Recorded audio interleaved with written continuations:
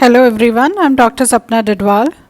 I'm working as a professor in the Department of Management at St. Andrews Institute of Technology and Management.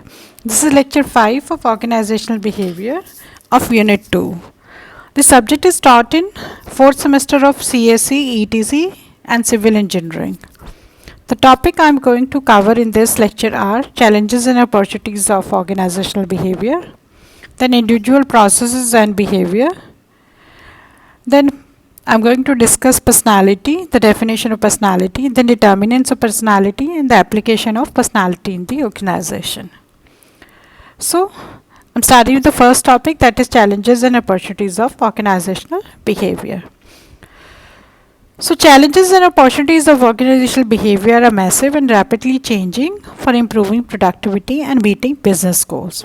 Although the problems with organization and the solutions over the ages have not really changed, the emphasis and surroundings environmental context certainly have changed. Although the resulting lean and mean organizations offered some short-term benefit in the term of lowered cost and improved productivity. If they continue to do so as usual, they would not be able to meet current or future challenges. But the main challenges and opportunities of organizational behavior are discussed as under. First one is improving people's skill.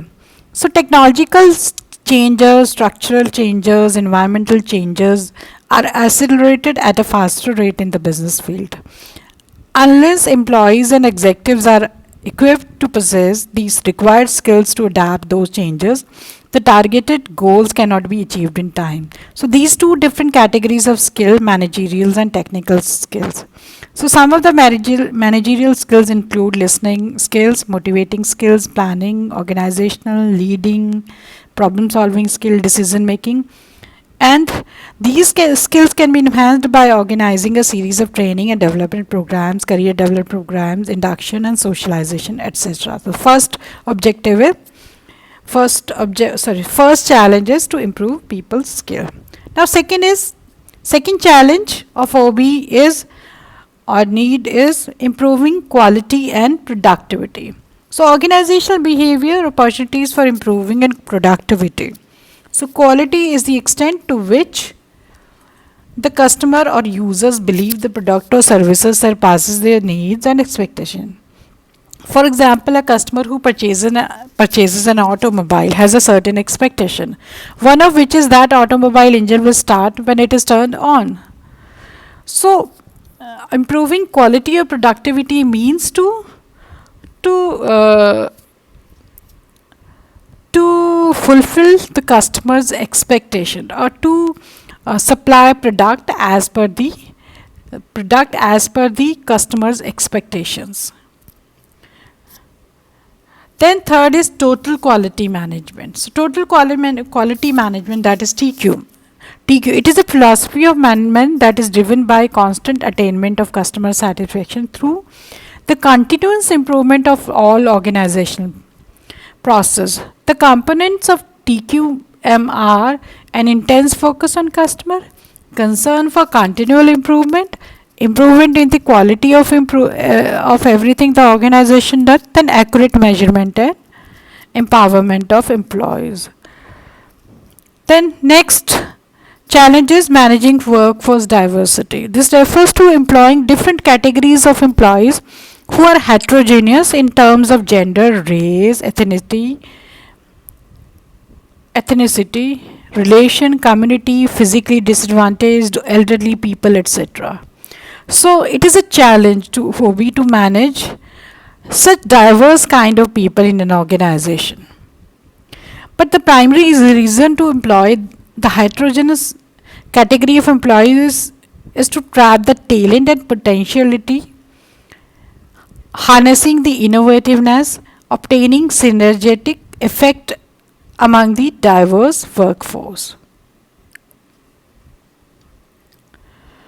Now, the major challenge for organization is to become more accommodating to diverse group of people by addressing their different lifestyle, family needs and work style. So this is a challenge for OB. Now the next one is responding to globalization. We all know that today's business is mostly market driven. So wherever the demand exists, irrespective of distance, location, climatic condition, the business operations are expanded to gain their market share and to remain in the top rank. So business operations are no longer restricted to a particular locality or region. Companies' product or services are spreading across the nations using mass communication, the internet, faster transportation, etc. So more than 95% of example is more than 95% of Nokia handphones are being sold outside of their home country, that is Finland. So Japanese car are being sold in different parts of the globe. Sri Lankan tea is exported to many cities around the globe. So responding to globalization is a challenge to the OB. Then sixth one is empowering people. So the main issue is delegating more power and responsibility to a lower level cadre of employees and assigning more freedom to make choices about their schedules, operations, procedures, and method of solving their work related problems. So encouraging the employees to participate in work related decisions will sizable enhance their commitment to work. So empowerment is defined as putting employees in charge of what they do by eliciting some sort of ownership in them. So empowering people is again a challenge to organizations, because then managers has to see that these lower career people are making more effective decisions which are useful for the organization. Then comes coping with temporariness. So in recent time, the product life cycle are slimming, the methods of operations are improving, and the fashions are changing very fast. So managers need to introduce major change program once or twice. In earlier maybe decades, maybe 10 years back or 20 years back, the manager needed to introduce major change programs over once or twice a decade. But now the situation has changed, the picture has changed. Now the change is an ongoing activity for the most managers. The concept of continuous improvement implies a constant change. This constant change has reduced the product life cycle and has bring the temporariness in the organization or temporariness in the product. So to deal with this temporariness is a challenge. To bring stability is a challenge. The next one is stimulating innovation and change. Today's successful organization must foster innovations and be proficient in the art of change. Otherwise, they will become a candidate for extinction in due course of time and vanished from their field of business. So, victory will go to those organizations only which are going to maintain flexibility, which are going to improve continuously their quality, and which are going to beat the competition in the market with a constant stream of innovative products and services. Then comes emergence of e-organization and e-commerce. It refers to the business operations involving electronic mode of transaction. It encompasses presenting product on website and filling the orders. The vast majority of articles and media attention given to using the internet in business are directing at online shopping. So in this process, the marketing and selling of goods and services are being carried out over the internet. So in e-commerce, the following activities are being taken place quite often. The tremendous number of people who are shopping on the internet. Business houses are setting up websites where they can sell goods, conducting the following transactions such as getting paid and fulfilling orders, etc. So it is a dramatic change in the way a company relates to its customers. At present, e-commerce is exploding. And globally, e-commerce spending was increasing at a tremendous state. Now, improving ethical behavior is the next challenge. The complexity in business operation is forcing the workforce to face ethical dilemmas, where they are required to define right and wrong and conduct in order to complete their assigned activities. So, improving ethical behavior of employees is a challenge. The next challenge is improving customer service. OB can contribute improving an organizational performance by showing a draft how employees' attitude and behavior are associated with customer dissatisfaction. So in this case, a service should be at first production oriented by using technological opportunities like computer or internet, etc. To improve the customer service, we need to provide sales services and also after sales services. So improving customer service or keeping or always keeping your customer happy is a challenge these days for OP. Now the next topic is individual behavior. Individual behavior can be defined as a mix of responses to external and internal stimuli. It is the way a person reacts in different situations and the way someone expresses different emotions like anger, happiness, love, etc. Now causes of individual behavior. There are two causes of individual behavior. The first one is inherited, the second one is learned. So inherited characteristics are the feature individual acquired from their parents. Inherited characteristics are acquired from their parents or from our forefathers, which we inherited. In other words, the gifted features an individual possesses by birth is considered as inherited characteristics. So following features are considered as inherited characteristic: color of person's eye, religion, race of person, shape of nose, shape of earlobes, etc. These are the inherited characteristics. Now this comes second characteristics. These are learned characteristics. Nobody learns everything by birth. First our school is our home, then our society, followed by our educational institution. The characteristics an individual acquire by observing, practicing and learning from others and the surroundings is known as learned characteristics. It consists of following features: perception. Perception is a result of different senses like feeling, hearing, etc. Then values, influences perception or situation like decision making process, etc. Then personality, pattern of thinking, feeling, understanding and behaving. Then attitude, positive and negative attitude like expressing one's thought. Now I'm starting with the first topic, that is personality. Personality is a patterned body of habits, traits, attitudes and ideas of an individual, as these are organized externally into roles and statues and as they relate internally to motivational goals and various aspects of selfhood. The term personality is derived from Latin word persona, which means to speak through. So the Latin term were used to denote the mask the actor used to wear in the ancient Rome and Greece.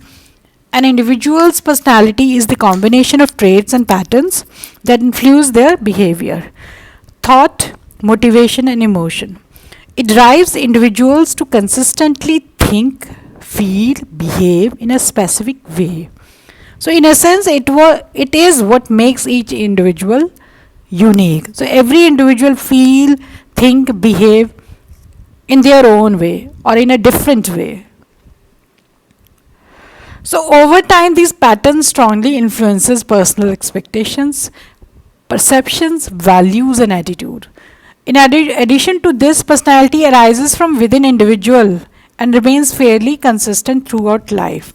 It is a pattern of stable states and characteristic of person that influence his or her behavior towards goal achievement. Each person has unique ways of projecting these states.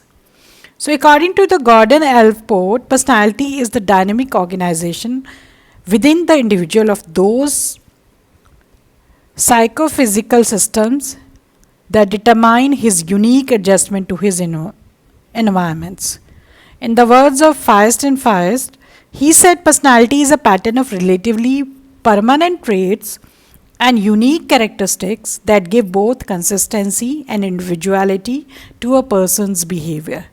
So in the words of Oxburn, he says the integration of socio-psychological behavior of human being represented by habits of action and feeling, attitudes and opinion is called as personality. So in the words of Landberg, the term personality refers to the habits, attitude and other social traits that are characteristics of a given individual behavior.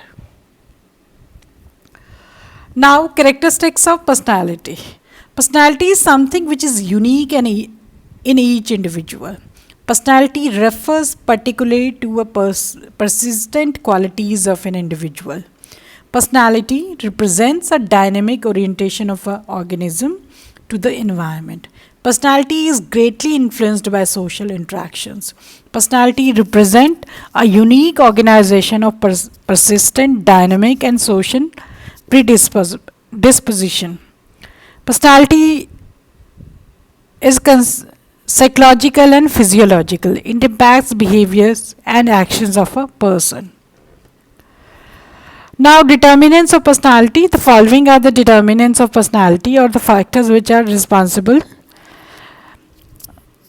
which affects the personality of the person. The first is environmental factor.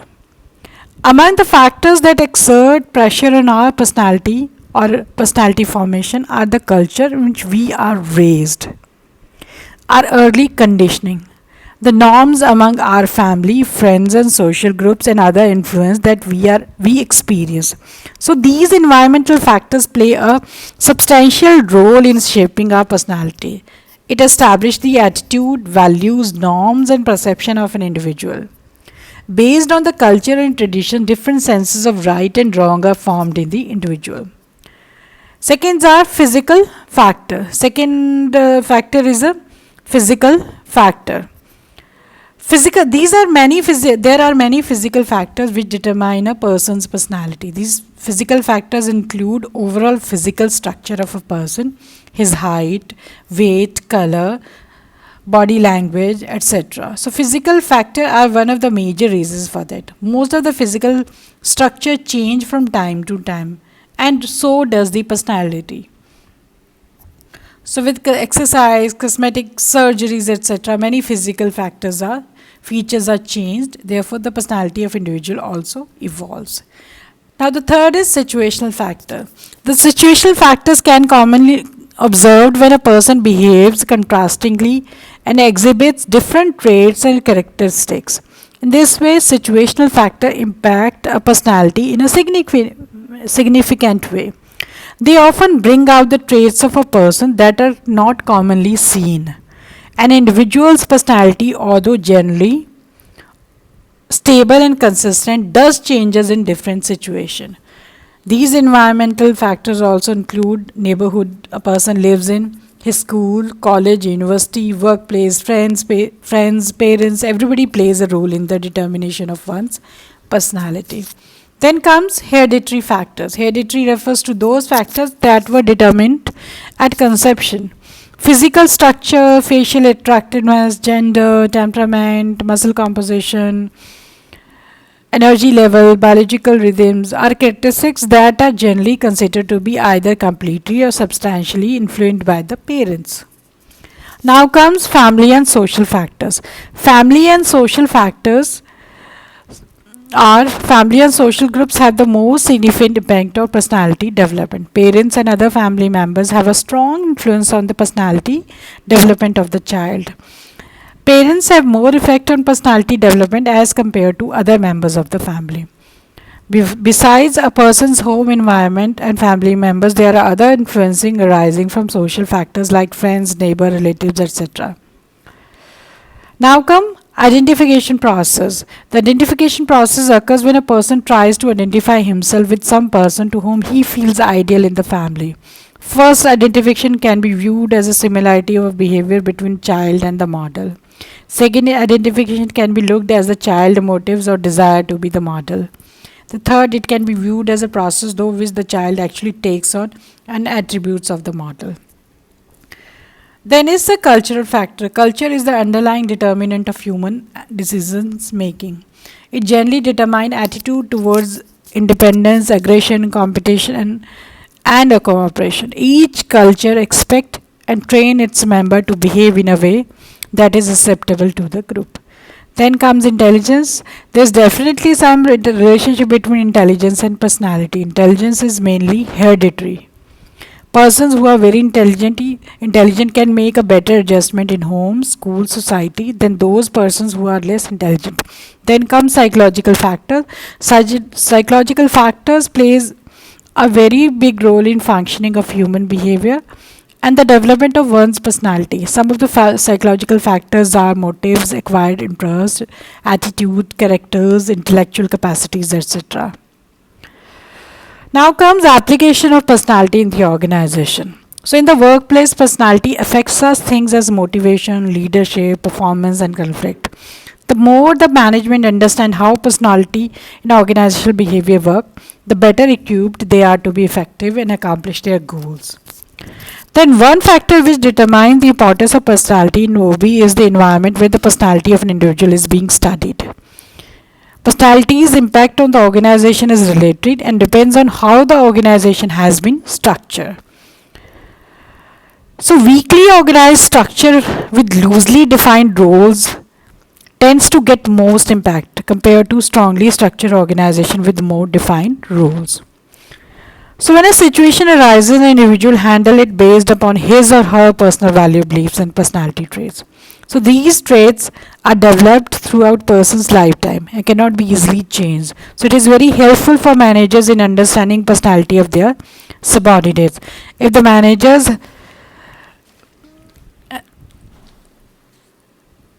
can understand the personality of their subordinates, then they know how to manage how people are going to behave in certain situations. Then people tend to act in accordance with values they have learned part of their personality. So by studying personality of subordinate, the manager will come to know ethics of different people. Then the belief and values remain relatively stable regardless of what situation we are in. People's feeling and behavior, on the other hand, tend to be easily influenced by the environment in which they function. So traits such as openness, emotional stability, agreeableness all predict that an individual will have less conflict, work better in teams, and have positive attitude about his or work. So study of these employees' personality helps the organization in achieving its goals. Then people with positive interpersonal personality trait are greatly affect workplace. They create a positive environment. Then individuals who exhibit trait generally enjoy working with other people. So they have empathy and sensitivity that enables them to get along with others. Decision making and interdependence are greatly affected by personality, which is very important for the organization. Then personality traits such as self-efficacy, consciousness, conscientiousness, and proactive contribute to good decision making under pressure and independence. While traits such as neuroticism, not being open, do not, or not being open, do not contribute to good decision making under pressures. So in the light of these reflections, our personal values and personality govern our actions and behavior. Since organizational behavior is built upon our personal values, it is paramount importance to understanding personalities of employees to make good use of organizational behavior.